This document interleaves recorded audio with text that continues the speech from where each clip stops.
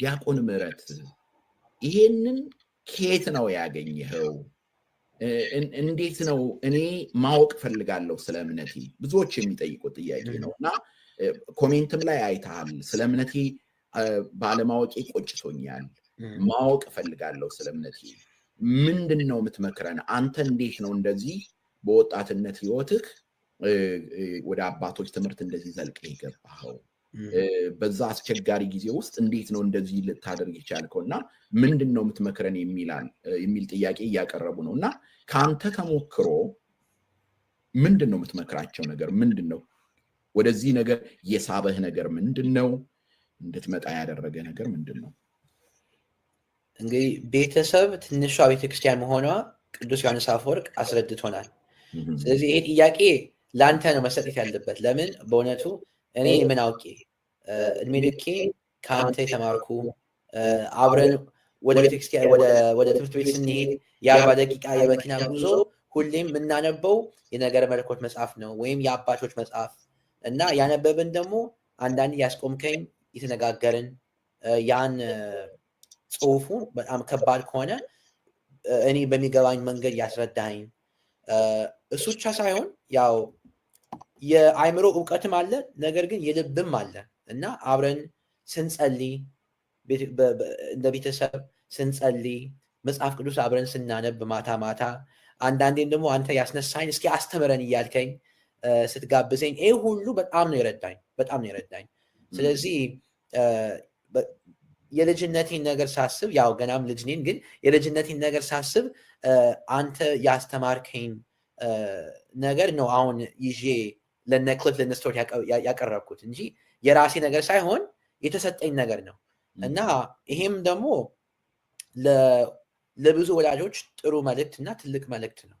ማለት ልጆች የሚማሩት ከወላጆቻቸው ነው። አባታቸው ከጸለየ እነሱ ይጸልያሉ።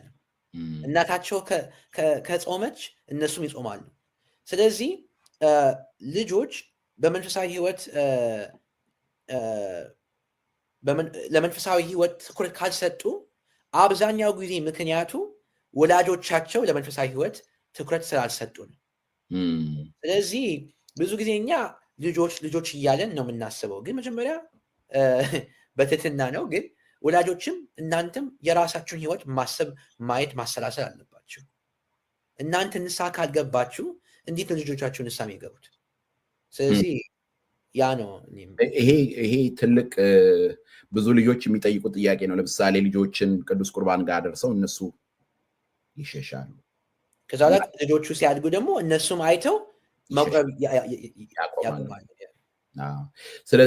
ስለዚህ አሁን እዚህ ላይ ግን አንድ አብሮ የሚጠየቅ ኦኬ፣ አንተ የቄስ አባት አለህ ይሄ ነው ማለት ነው ሊሉ ይችላሉ። እና አንዳንዴ ምዕመናን ራሳቸው እምነታቸውን እንትን ለማለት ለማጠንከር በቅዱሳት መጻሕፍት እውቀታቸውን ለማስፋት ምን አይነት ስቴፕ ቢጠቀሙ ይችላል? ምን አይነት እርምጃ?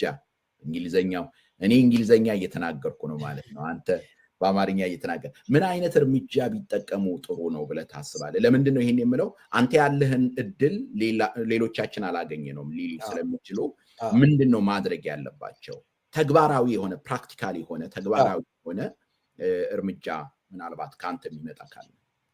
ብዙ ሰው ይህን ጥያቄ ሲጠይቀኝ እኔ የምለው በዘመነ ኢንተርኔት ሁሉ ነገር ክፍት ነው። ሁሉ ነገር መያዝ እንችላለን፣ መጨበጥ እንችላለን እና መጀመሪያ የሚያስፈልገው ያው መጽሐፍ ቅዱስን ማንበብ አለብን። ግን መጽሐፍ ቅዱስ የሚነበበው እንዳልኩት ከቤተክርስቲያን ከሰጠችን ትርጓሜ ጋር ነው እና የነ ቅዱስ አግናጢዮስ ጽሁፎች፣ የነ ቅዱስ ቀለሜንቶስ፣ የነ ቅዱስ አትናቴዎስ አሁን በፊት የዘረዘርኳቸው ስሞች የነሱ ጽሁፎች ኦንላይን ኢንተርኔት ላይ አሉ። እንግዲህ በአማርኛ መሆናቸውን አላውቅም፣ ግን እንግሊዝኛ በጣም በቀላሉ ይታወቃል። ስለዚህ የኔ ዕድሜ የሆኑ ወጣቶች ይሄን በቀላሉ ማግኘትና ማንበብ ይችላሉ። ደግሞ አውቃለሁ ብዙ ጓደኞቼ ለነሱ